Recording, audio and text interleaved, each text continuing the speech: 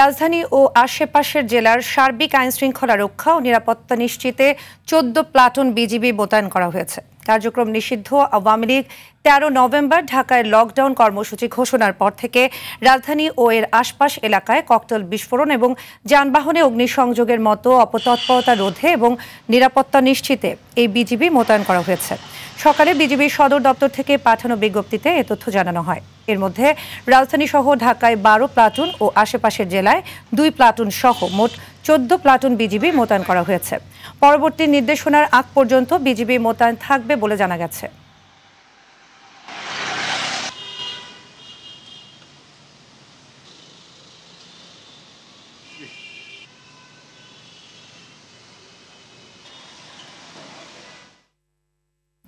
দর্শক, এ বিষয়ে সর্বশেষ পরিস্থিতি জানাতে রাজধানীর বিভিন্ন স্থানে রয়েছেন আমাদের সহকর্মীরা। রাকিব আছেন রাজধানীর পরিবাগ এলাকায়, প্রথমেই যাব তার কাছে। রাকিব, ঢাকায় বিজিবি মোতায়েনের পর রাস্তার পরিস্থিতি কিরকম দেখতে পাচ্ছেন এবং দুর্বৃত্তের আগুনের কারণে বাসযাত্রীরা আতঙ্কে রয়েছেন কিনা, কি বলছেন তারা, আমাদের দর্শকদের জানাবেন।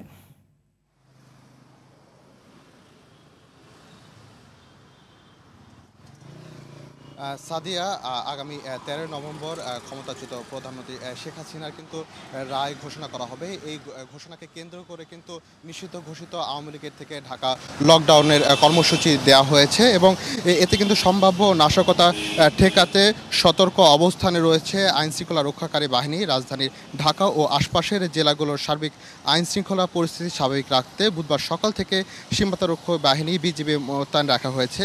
বিজেপির রাজধানী ঢাকাতেই কিন্তু ১২ প্লাটুন এবং ঢাকার বাইরে ২ প্লাটুন, মোট ১৪ প্লাটুন বিজিবি মোতায়েন করা হয়েছে এবং এখানে সার্বিক যদি কোনো ধরনের অপ্রীতিকর ঘটনা না ঘটে তারা কিন্তু এক প্রকার সোচ্চার রয়েছে। এবং জানেন যে ঢাকার বেশ কয়েকটি এলাকায় কিন্তু ককটেল, বাসে আগুন দেওয়ার ঘটনার মতো ঘটনা ঘটেছে। তবে এই ধরনের যদি পরিস্থিতি আর না ঘটে সেই বিষয়ে কিন্তু সোচ্চার রয়েছে বিজিবি সহ আইনশৃঙ্খলা রক্ষাকারী বাহিনীরা। এবং আমরা সাধারণ মানুষের সঙ্গে কথা বলেছি, আজকে একটু দেখা যাচ্ছে যে কিছুটা যান চলাচল আগে থেকে কম দেখা যাচ্ছে এবং ভীতি এক প্রকার কিন্তু সাধারণ মানুষের মধ্যে এক প্রকার ভীতি সৃষ্টি হয়েছে। তো যদি রাজধানীবাসীর মধ্যে কোনো প্রকার ভীতি না হয় সেজন্য কিন্তু আইন শৃঙ্খলা রক্ষাকারী বাহিনী সজাগ রয়েছে। তো এখন আমরা রয়ে যাব আমাদের আরেক সহকর্মী হাসানের কাছে।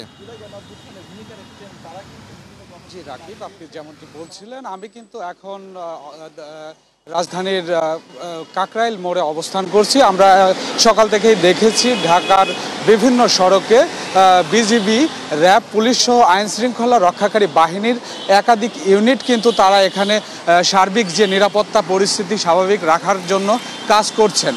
তারা কিন্তু বিভিন্ন জায়গা চেকপোস্ট বসিয়েছেন এবং আইনশৃঙ্খলা রক্ষাকারী বাহিনী তারা সর্বোচ্চ সতর্ক অবস্থানে রয়েছেন যেন ঢাকার মধ্যে কোনো অপ্রীতিকর ঘটনা যেন না ঘটে। অন্যদিকে আমরা দেখেছি যে পুলিশের পক্ষ থেকেও কিন্তু বিভিন্ন জায়গা চেকপোস্ট বসানো হয়েছে। দ্রুতগতির যানবাহন, মোটরসাইকেলে কিন্তু তারা তল্লাশি করছেন এবং বিভিন্ন জায়গা তারা এরকম তল্লাশি করে দেখছেন যে কোনো নাশকতা যেন না ঘটে, তার জন্য তারা সর্বোচ্চ সতর্ক অবস্থানে রয়েছেন।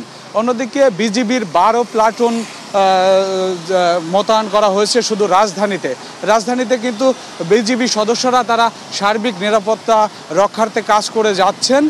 সম্প্রতি আওয়ামী লীগের যে লকডাউন কর্মসূচি আগামীকাল ঘোষণা করেছেন তারা, এটার লক্ষ্যে কিন্তু আমরা দেখেছি যে গত কয়েকদিন ধরে কিন্তু ঢাকার বিভিন্ন জায়গা অপ্রীতিকর ঘটনা ঘটেছে, বিভিন্ন জায়গায় ককটেল বিস্ফোরণ হয়েছে, অগ্নিসংযোগের মতো ঘটনা ঘটেছে। এই সব কিছু মিলে কিন্তু আগামীকাল যে লকডাউন কর্মসূচি, এই কর্মসূচি ঘিরে যেন কোনো অপ্রীতিকর ঘটনা না ঘটে সেই লক্ষ্যে কিন্তু বিজিবি সদস্য সহ আইনশৃঙ্খলা রক্ষাকারী বাহিনীর একাধিক সদস্য কিন্তু একাধিক ইউনিট কিন্তু তারা রাজধানীতে কাজ করে যাচ্ছেন। তো এই ছিল আমার কাছ থেকে সর্বশেষ। রাকিব এবং হাসান, আপনাদের দুজনকে অসংখ্য ধন্যবাদ।